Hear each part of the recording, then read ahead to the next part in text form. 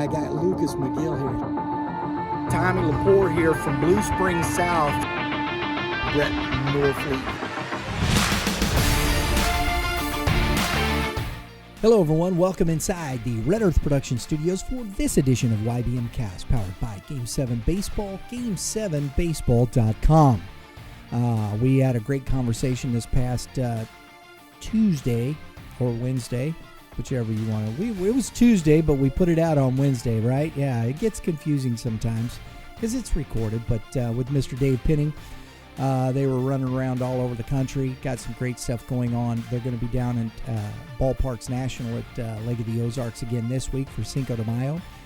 We're looking forward to being out at Ozzie Smith's complex this Saturday for the Cinco de Mayo tournament here local. We're going to have some fun with on Saturday with some trivia, some interviews, with some highlights, and we're going to enjoy that day. And then on Sunday, remember, we're going to be live streaming the 14U Championship at the Cinco de Mayo Slugfest. So if you are not involved or in a Game 7 tournament, please go check it out, Game7Baseball.com. Get your team registered to play.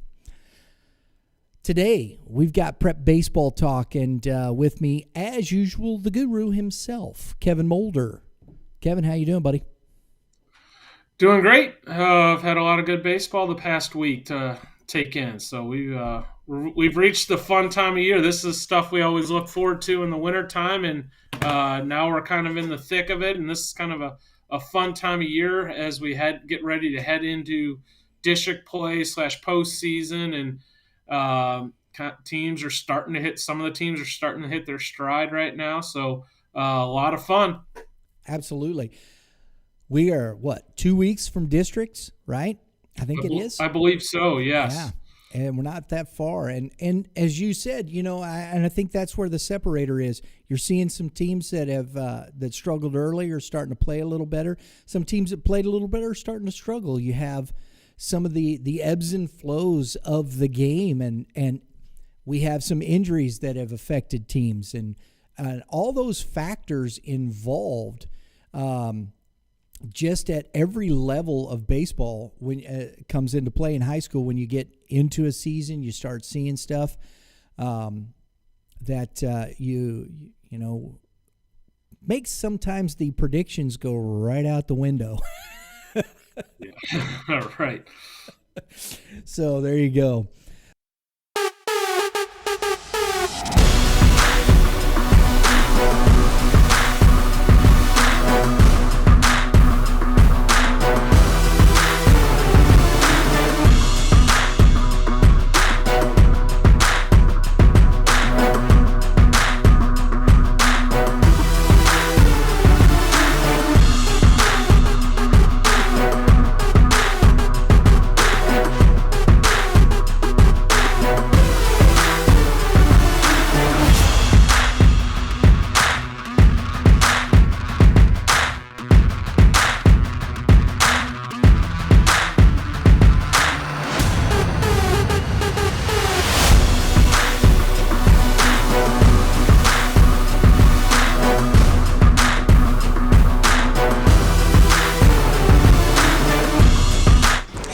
So we opened up in 2019, and basically there was a void in the area. I mean, we saw that there was an opportunity to have a retail store where people could come in and actually touch and feel the tangible object that they're buying.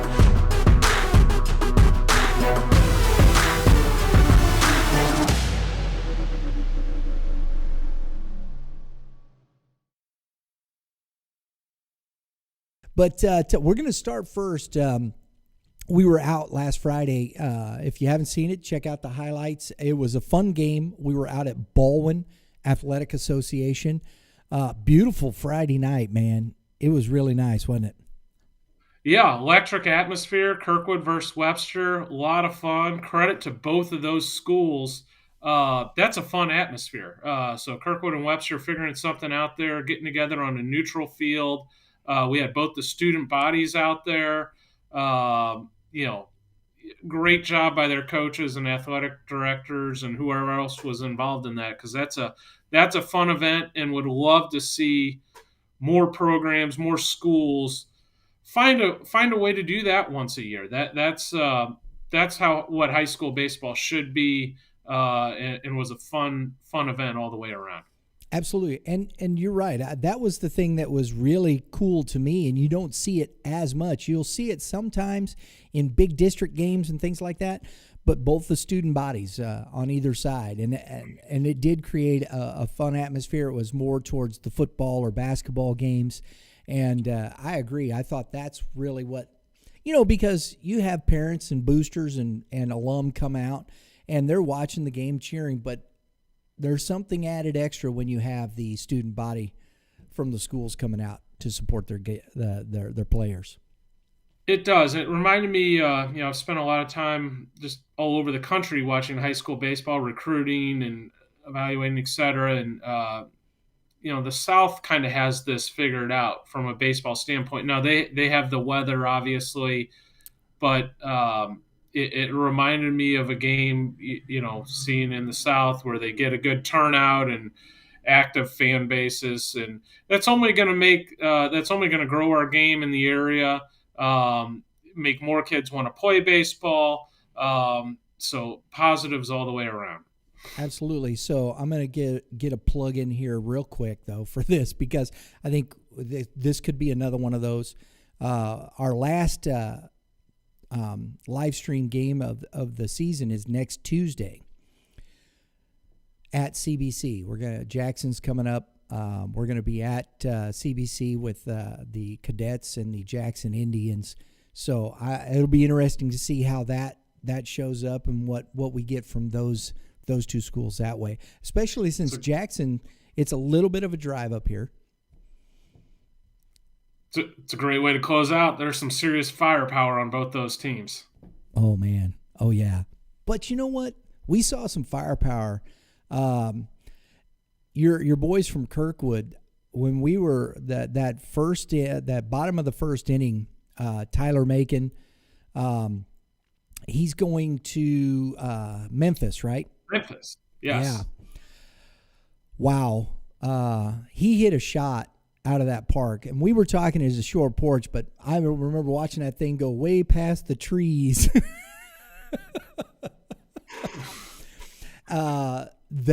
That really kind of set the tone in that game. I thought Tyler Macon played, he was our player of the game, but man, that first home run, it just really set the tone of the game, I think. It did, and he's a high energy player, kind of plays with the chip on his shoulder. And he sparked something there for Kirkwood, and we talked about it that night on air. Kirkwood's a team that had been struggling, to be just honest, but now they went on and they've won 5 of 6 games, and that Webster game was right in the middle. They came away with a good win versus Parkway West, as well right after that. So Kirkwood's kind of hit their stride a little bit, and maybe that game has something in part to do with it. And we talked about this on air. Now they can use this as a momentum builder. That's a big rivalry win. They can kind of forget about their overall record and hit a positive note as they had in the district play. And not just Kirkwood, but that's what, if you're a team that hasn't had, if you have a sub 500 record, that's the goal heading into districts, and then all of a sudden you can be a dangerous team in district play. And we see this every single year. So one of the top seeds will get upset early on. And on the other side of that, the Webster Groves, they're a Class 5 school. They play a lot of Class 6 schools. They play, especially because of the conference they're in, correct? Yes, and they're having a very nice year. Coach Wiggins has done a good job with them, kind of turning things around there. There's a lot of energy in that program. Now Kirkwood jumped them last Friday, and I'm sure that's one they'll just file away as a clunker for them. But hopefully that doesn't throw them off too much, and they just pick up what they've been doing, and because they are in the middle of a pretty solid season for them.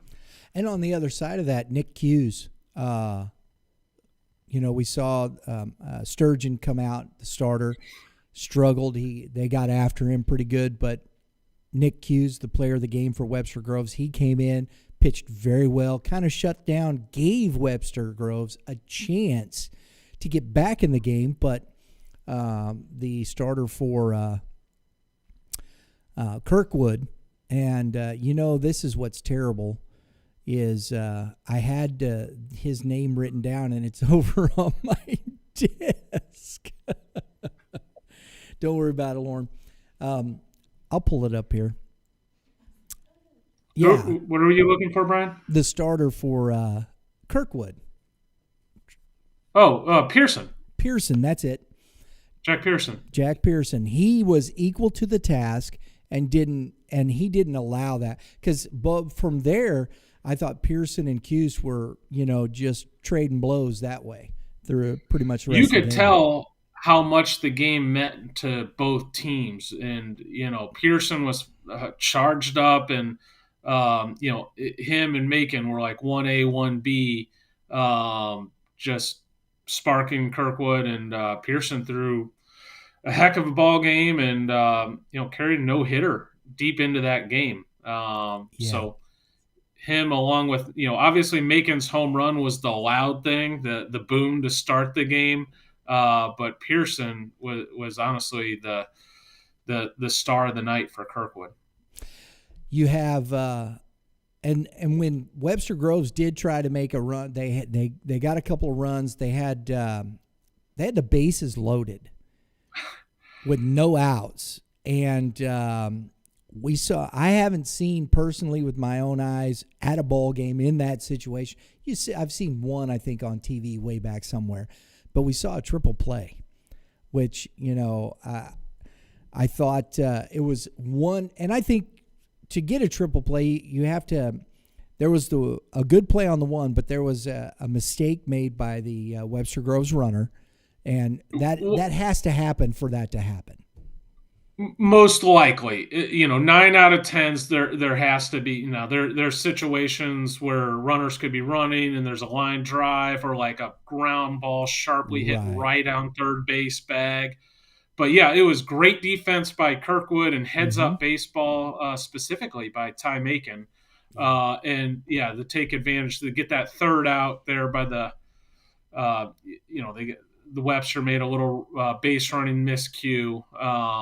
And Kirkwood, Kirkwood, they played heads up defense, and it was took bad advantage. Baseball on one side and great baseball on the other type deal.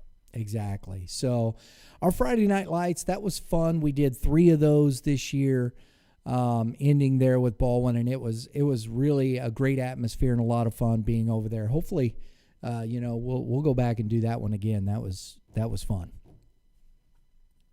So let's move on here. We got the GAC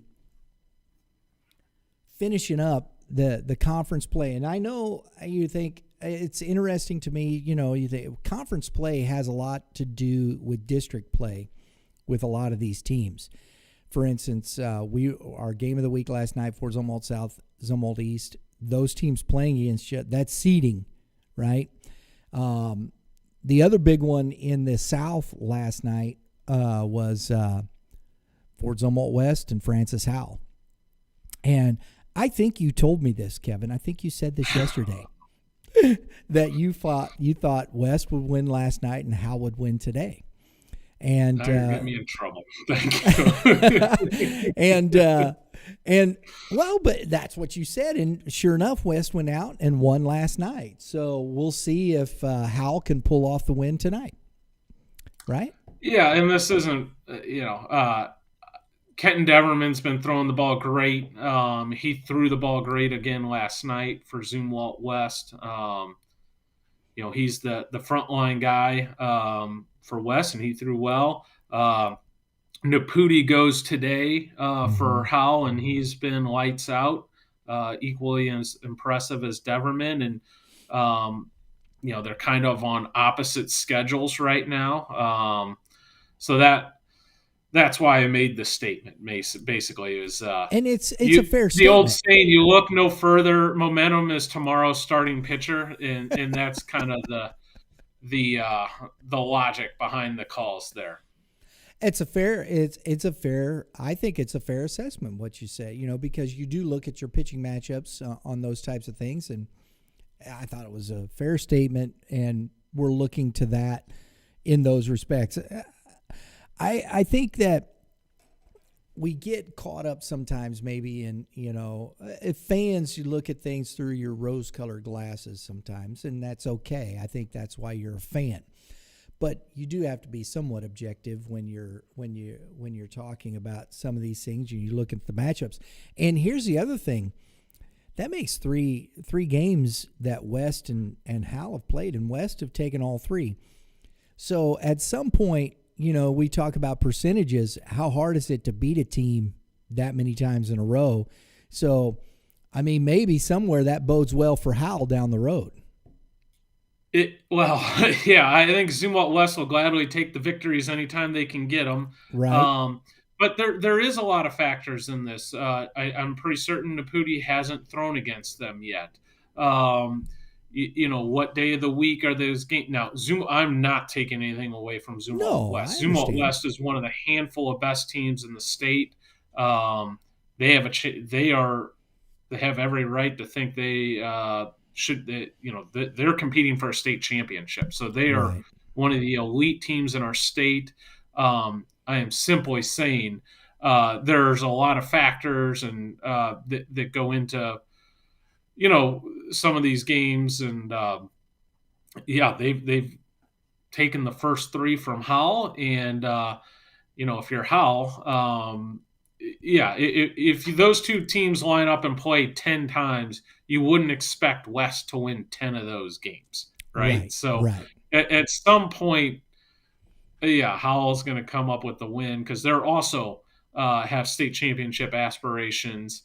This isn't a mismatch here. These are two heavyweights, two of the top 5 teams pretty much by anyone's measuring that we're looking at here. Exactly.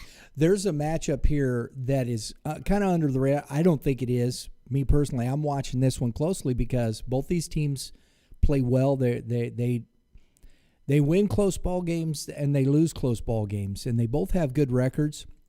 But Hal Central and Troy Buchanan are facing off this week.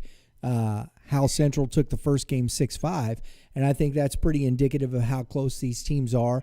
And they're kind of that middle tier right there, and setting themselves up. You get into seeding for districts. These games have a lot of impact, right? 100%. Troy has, I believe, beaten Howell and West this year. Yep. And Howell Central is a tough team with two really high-end left-handed pitchers.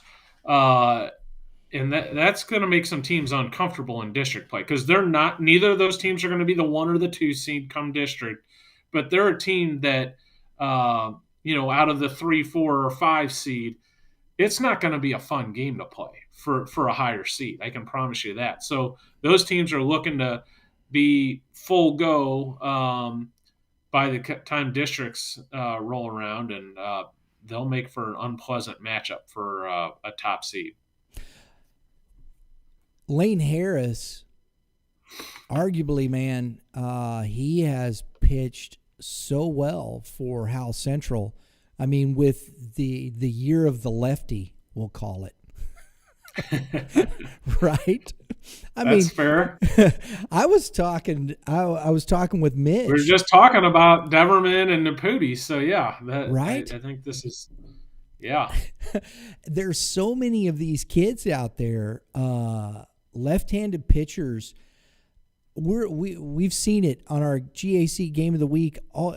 Every time we go out, there is, if not 2 lefties, there's at least 1 out on the mound. And who do you pick from? You could take any one of these guys and put them as your centerpiece on a team and be good. And I think that's where, as you said, you get into district play. You don't want to face Lane Harris. No, and that's what makes Howell Central tough is they got a pair of left-handers. They don't got Right. one. Lane, is having a phenomenal year, and probably the ace, I would guess, of the team, but it's close. They kind of have one Yeah. A, one B with him and Rubel. Lane, has a 2.1 ERA and is 3-1 on the year, and Rubel,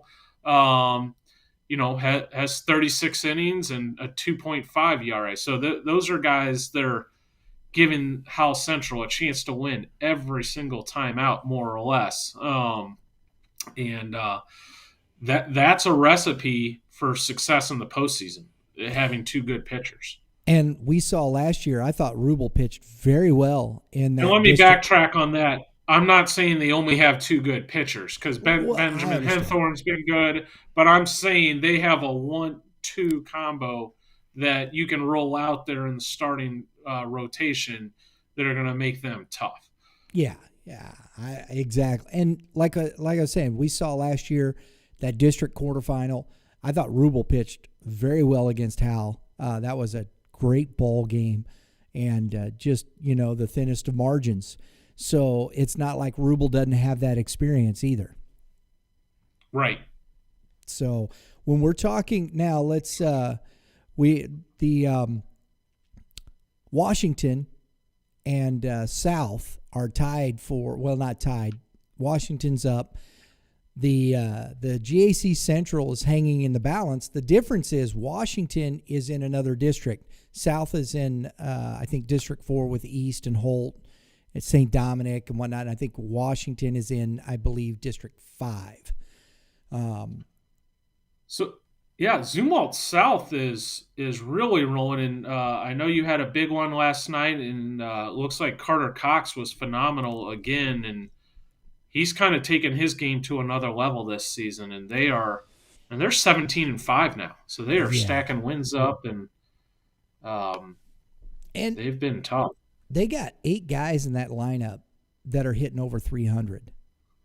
So there's Last year I remember doing a game on them and thinking, man, they are starting 4 sophomores in the lineup.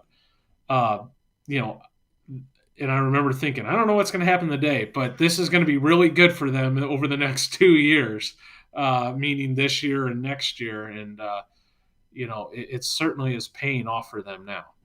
I'm going to tell you something too. This is an opinion. This is my eyeballs and what I have seen live.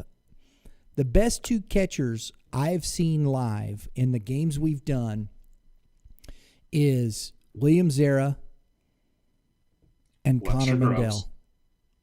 Yep, Zumwalt South. Those 2 guys are good, Kevin. I love what I saw from Connor Mendel yesterday, just taking charge, understanding the game, his movement, just the small things that just make everything else work. And he has an understanding of what's going on around him, not just in the pitching, but the entire game. Yeah, you picked out 2 really good ones right there. So, Mendel is really doing it with the bat as well. And then we saw Zara change the game with his arm, and that those are 2 of the front line guys, not only in the area, just in the state. And we're going to see, Zara going to Missouri State and Mendel heading to Jeffco. And he's got another year. We're going to see him at South. And that team is pretty much junior heavy, the talent and what we saw. And I think Carter Cox is figuring it out because he was our player of the game. He had 9 Ks yesterday. The first 3 innings he faced the minimum. And the one thing that he said to us at the GAC Classic was he was working on not going as deep in the counts. And we see him last night, and by golly, I mean, he was pounding the zone. He walked nobody last night, Kevin. No walks. Carter Cox's stuff plays. The only thing that's going to get Carter in trouble is Carter. And we've seen that occasionally, to be fair, when he gets kind of burnt by the walks and Mm-hmm. following, putting hitters into hitters counts, and um, that's when Carter gets in trouble. And just to go back on something real quick, I got mixed up. Connor Mandel is uncommitted. He's a 2024. Rydell is the senior from South going to Jeffco. So my fault on that one. But Connor will end up, he's a 24. He's young.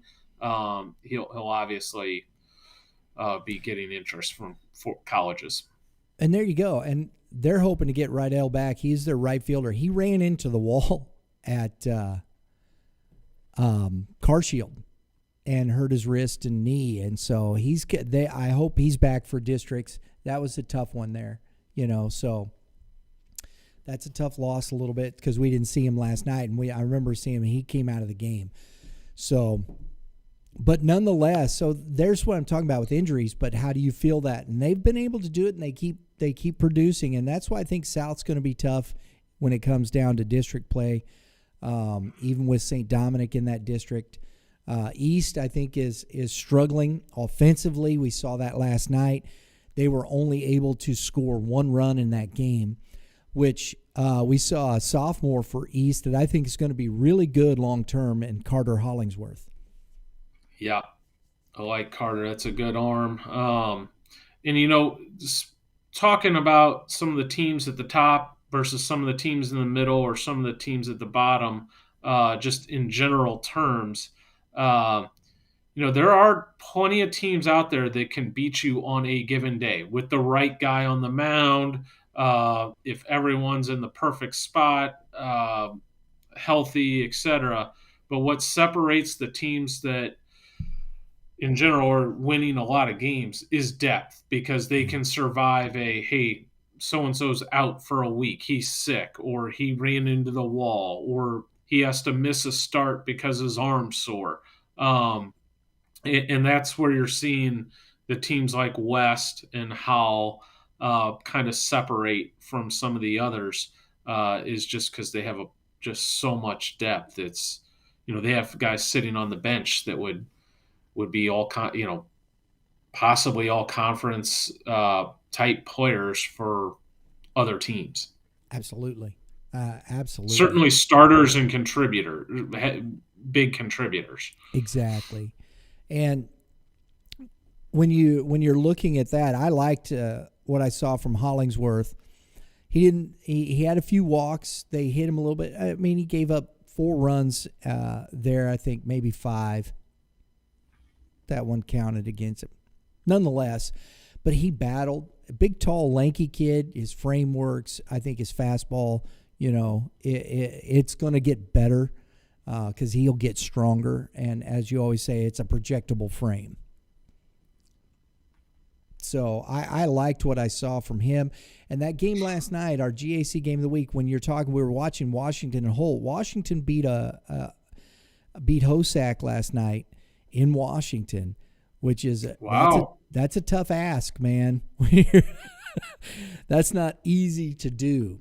So I think Washington coming, I think out of that District 5 is going to be a very difficult team to beat at Class 5. I think they're going to make a pretty good run at that. They've got some solid seniors. Now, Sam Pauley, Aiden Pekka, those two guys, offensively, defensively. You got Trentman, and I think there's another young man, Young is his last name, that I was looking at. They have pieces, I think, that could win a district and then, see what they do from there. Yeah, I'll tell you what, that they are a team that has caught my attention. They have a 19-7 record, but not only that, they've got some real wins. They've beaten Timberland, they've beaten Troy, they've beaten Zumwalt East, Parkway South, obviously Zumwalt South. So they've beaten Borgia. So they've have some really nice wins, and it's not like they've stacked up 19 wins playing patsies. They've played real schedule and are putting some nice wins on the board. And if I'm not mistaken, they're finishing their conference play And then next week, or I think it's this weekend, they got a doubleheader against Francis Howell. Yes, on the 5th, so Saturday, they got Howell. And I love that. If you're Washington, that's you want to win a district championship. Howell is the type of team that you're going to face in a district championship game or a sectional game. So why not? Go play them and, go beat them once. Go beat them twice. You're going to find out and put your guys into the fire, and hey, this is what it's going to be like in the postseason. So I think it's phenomenal. And I love that because we talked with Coach Dane Goff. That's Coach Eric Goff's brother down there at Washington, and he's got that same attitude. Have baseball team, we'll travel, we'll play whoever, because he's looking to get his guys prepared for the postseason. I think that's what Coach Friedel does as well with his schedule. He does. So he absolutely does. And watching him last night coaching that team, they scratched off 5 runs. It was a good baseball game all the way. But boy, I'll tell you what, that wind was killer. Oh my goodness! Yeah.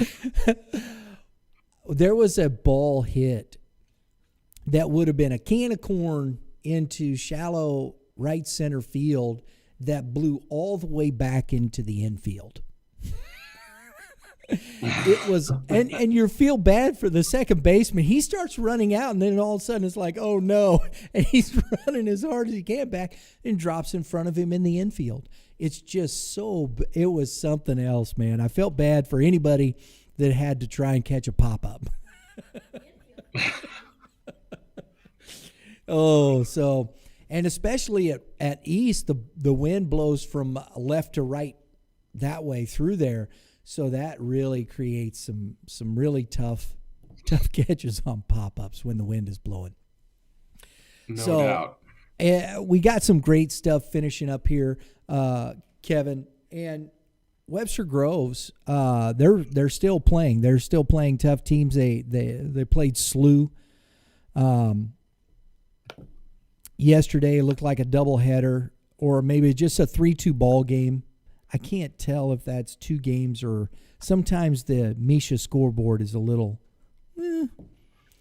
And here's a good win when we're talking about Class 5. St. Dominic beat Marquette 4-3 yesterday. It's a great win. Now Marquette had a big district win on Monday, or the big district game. They lost to Vianney on Monday. I was out at that game. So they're playing a tough schedule this week because St. Dominic is one of the better 5A schools in our area as well. And then we see from yesterday, DeSmet faced off against Vianney. Vianney having a good year. DeSmet beat them 1-0 in that ball game. So there you go. Josh Cunningham with a big-time game. The right-hander heading to St. Louis University, posting a shutout to get the Spartans big win over MCC rival. When we go further a little bit, of course, Christian Brothers took care of Chaminade. You look at Glendale playing a Class 6. Now, Central there in Springfield's not a real big baseball power. They took care of them pretty easily, 15-2. Kickapoo, who is still kind of right there, 12-2 over Bolivar. Your boys from Kirkwood, they were Lindbergh beat them 5-1 yesterday. So, that's then Pattonville, 16-8. Kind of sitting there, 12-4 over Parkway North. That's an interesting one there. I think, there we saw Pattonville. Yeah, Pattonville's having a nice year. They got some guys that can play.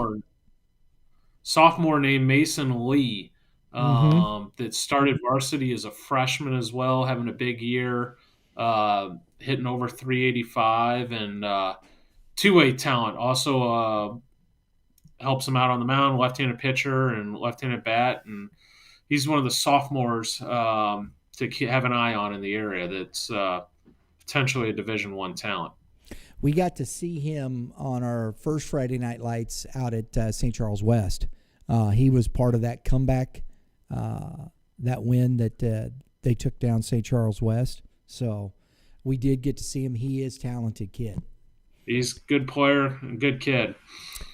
Rockwood Summit got a good win against Parkway West. Now, these are both teams that, you look at Class 5, Class 6.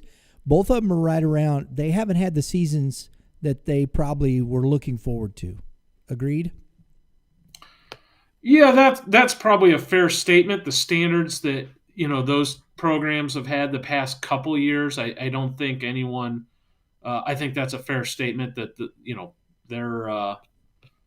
they're teams that are expecting and trying to compete for district championships. So, we've talked about this with some of the other teams.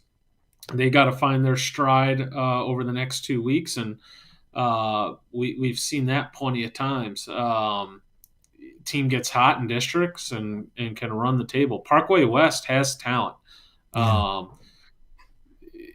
They have ability.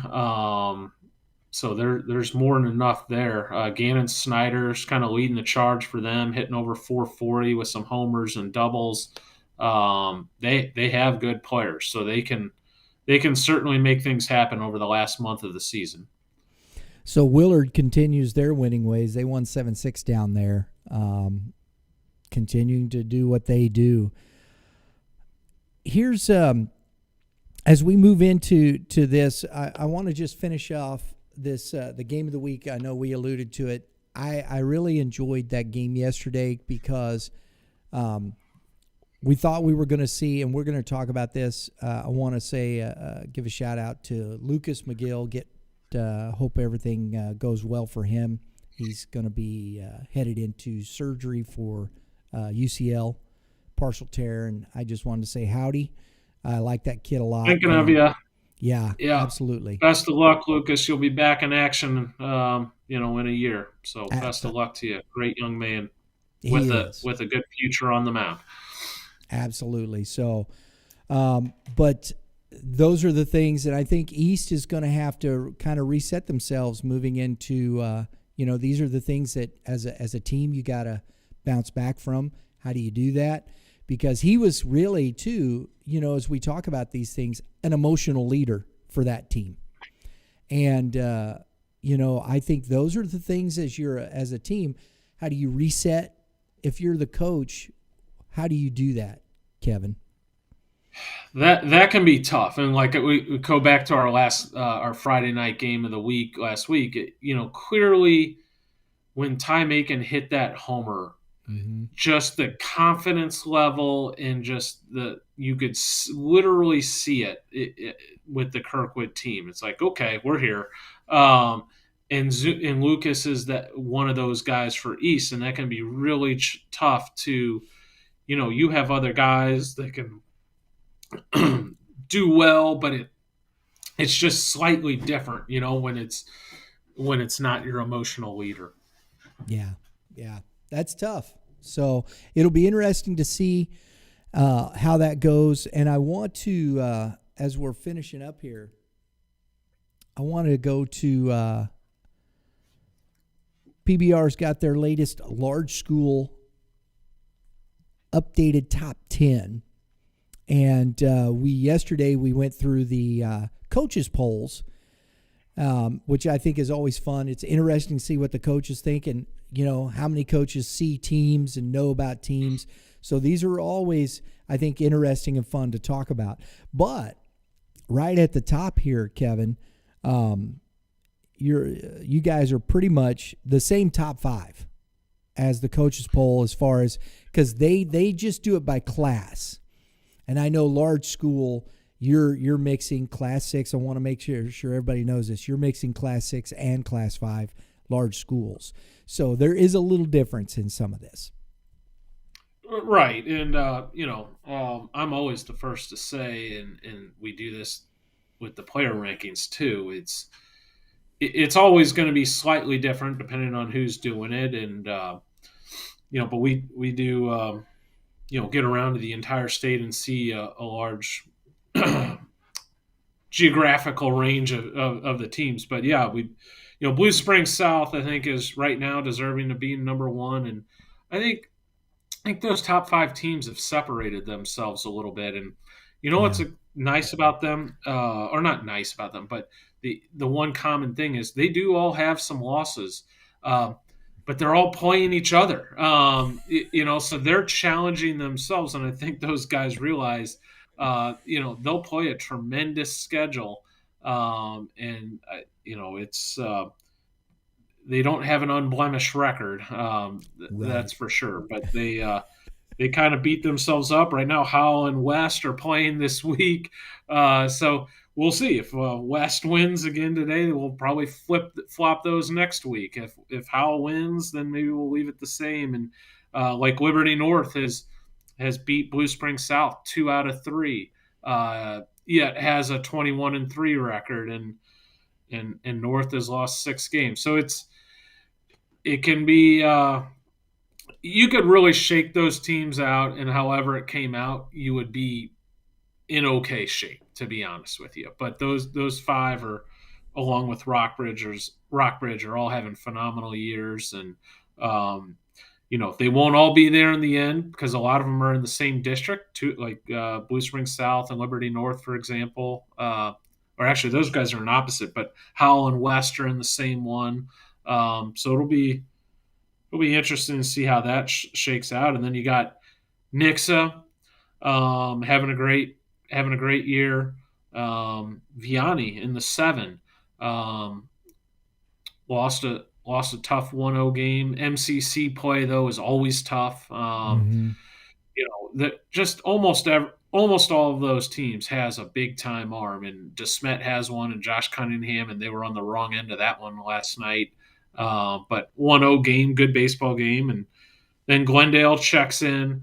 They have a gaudy record, and they're one of our 5A schools that's in our top 10. Jackson has kind of held steady. They've kind of been in the top 10 the entire year, and paced by John Paul Sauer and Caden Bogenpool. So a lot of talent there. And then Eureka, they just keep winning. They won again last night, beat Lafayette. I believe they're like 24-2 And now. yeah, that's They one are of those big stacking. rivalry games too, Kevin. Absolutely, it is. That one's going to be a fun district. We always talk about the Zumwalt West and Howell Central and Timberland and that district, which is a phenomenal district. That Eureka district is going to be something as well. We're looking at Eureka, Vianney, Parkway South, Marquette. Now I'm going to get myself in big trouble because I'm going to run out. I don't have it pulled up in front of me, but you talk about those teams right there. I That's got you. going to It's be District 2. It is Eureka, Lafayette, Lebanon high schools in that too. Lebanon's having a good year, and then Lafayette is definitely dangerous. And then Xander Schmidt, catcher going to KU, and PJ Rogan on the mound, the ambidextrous pitcher. So yeah, it's a deep district. Parkway South, Parkway West, Vianney, and Vianney's the host of that district. Yeah, and like Parkway West, for example, okay, they're not having the best year out of the teams in that district, but that's a talented group. They could absolutely beat anybody. Mason Right? Benno on the mound, and Gannon Snyder runs into one. Absolutely, that's a tough. So there's a lot of depth in that district. And I think it's when you look at the districts. Let's do that real quick as we're talking about this. District 1, Fox High School, Jackson High School, Lindbergh, which came out of that district last year to get to the Final Four. Melville, which Melville's having a good year. Northwest, that's Cedar Hill High School. Oakville, Poplar Bluff, and Seckman. Seckman's still having. There's a team we haven't talked about too much, but Seckman's having a decent year as well. Yes, and I believe they're on my on deck rankings. Yeah, in Melville has Colin Maloney on the mound, right-hander, going to Arkansas State. Seckman's having a good year. and obviously Jackson, and we know about Lindbergh with Dane Bourne, and right. so that'll be a challenge. It's not going to be easy once you get there. And I think when we talk about districts, you can kind of set yourself up. And if you have some backside bullpen, if you got a couple guys that are going to get you deep into games at 5 and 6 innings, if you've got any kind of depth in your bullpen, you can be in pretty good shape to come through that. And that's where it gets interesting when you head into district play. And if you're testing your team, and if you're and I'd say many of these coaches, they know who they're going to play in districts, right? That's a given. Right. And so you know who your guys are good against. You've come to that place, anything can happen. We're talking about strategy. We're talking about putting things on paper. Paper don't win ball games, but that's what you set in motion, and you're doing the best you can to get yourself prepared for it.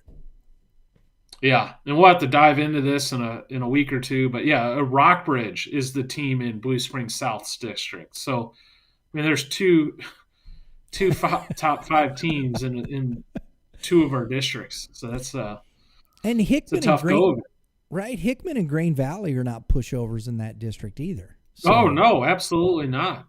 Absolutely goodness. not. And Blue Springs has a dynamic left-hander going to Arkansas, Cole Gibbler. One of the best arms in the state, junior. So, yeah, there's no shortage of talent. It's going to be fun, and we will. We'll start talking as we're wrapping through this. We'll start looking at these districts. We'll start looking at matchups, what we think.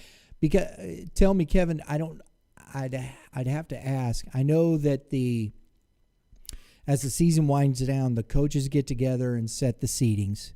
They vote for who is going to be the number 1 seed. And I think most of the coaches are pretty honest with themselves in that respect, right? Oh, yeah, definitely. And so I believe we're probably about a week away from them starting to put together some of those district meetings and start to work on seedings, et cetera. So, maybe we can get in the ear of some of the coaches and kind of get a feel of what they're thinking. That'd be fun. Get a little lowdown skinny on it. There we go. I have to do that. Hey, Coach P, what do you think? He'd say, "Oh, we're probably the number 6 seed." Yeah, we're terrible. It's fun, but so we got districts through this, and these teams are setting themselves in motion. Kevin, let's finish up here with this. The Class 5 school that stands out there is Glendale. And you're on deck. You do have Willard, Fort Zumwalt South, Camdenton, then Jeff City, Elias Catholic, Fort Zumwalt East. I think, Festus, those are all really good Class 5 schools. I didn't see Platte County. I know they're sitting around 500, but, they've got some talent. So I think that'll be interesting as we see if just teams I'm aware of, for lack of a better way to put it. And so I think, Glendale sneaks into that top 10. And it's hard. I love the way you do this because I think it's fair. Because when we're talking about, I've been doing power rankings for the GAC. I had Winfield at number 8. Okay, yeah, Winfield's a Class 4 school. Do I think they're going to Timberland or even, Troy? Could they, if they have the right guy on the mound? I liked Brady Creech when I saw him. Could they compete and do that? Are they going to? They might scratch out a win. Just depends on who's pitching, whatnot. But overall, they're a Class 4 school still. So those are things that you factor. But I look at the power ranks. I look at each conference, or if you want to call it that. I mean, each separate division of the conference. And I think Winfield deserves to be in the power rankings because they've had a really nice season within their conference. Absolutely. And I think that's the only way you can really do this. And I like the way, because most of the guys on deck, those Class 5 schools, they could probably get a win. But, overall, in a 7-game series, is a Fort Zumwalt South going to beat a Francis Howell?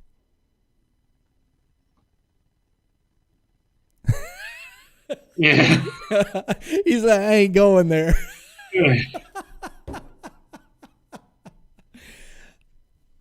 I'll go out on that limb. I would say probably not. I think they could beat Francis Howell? Yes. Yeah, they can.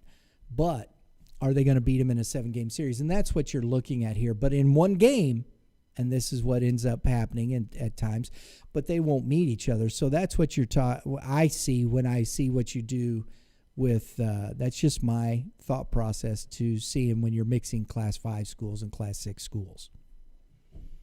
Yeah, we're trying to recognize who, the top performers, and it's not a standings. It's just kind of a power rankings, if you will. And folks, this is not Kevin's opinion. This is mine.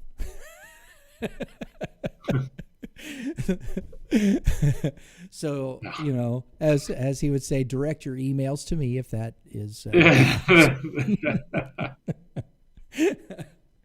But it's always fun. I like these discussions because there is no real, this isn't Major League Baseball. This isn't the SEC. This is, the Missouri State high school baseball.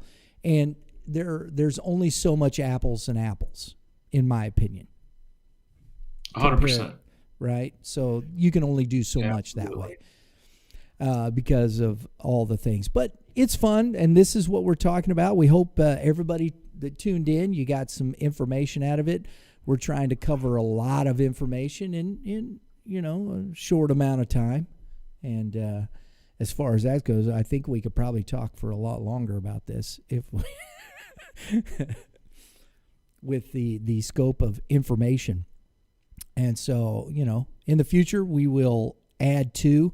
But Kevin, as always, thanks for the knowledge, man. Absolutely. This was a fun one. We got some good stuff coming up. We got one more next week, folks. Don't miss it. If you can't get out to the ball game, we got CBC in Jackson on our YBMcast Missouri State Showcase. That's what I call it. I don't know. It's just a baseball game, though. We're live streaming it. It'll be fun. So make sure you tune in there. Next week, we'll be back. We'll be talking more about district play as we move towards those things. Please, while you're here, if you like what we're doing, comment below. Tell us what you think. We'd love to hear from you. Hit that subscribe button. Hit the dinger next to it, because that's what we do. We hit dingers, just like Mr. Macon did. That was a dinger. And we love to see those, and it's always a lot of fun. Those will get you all your notifications for upcoming episodes of the show.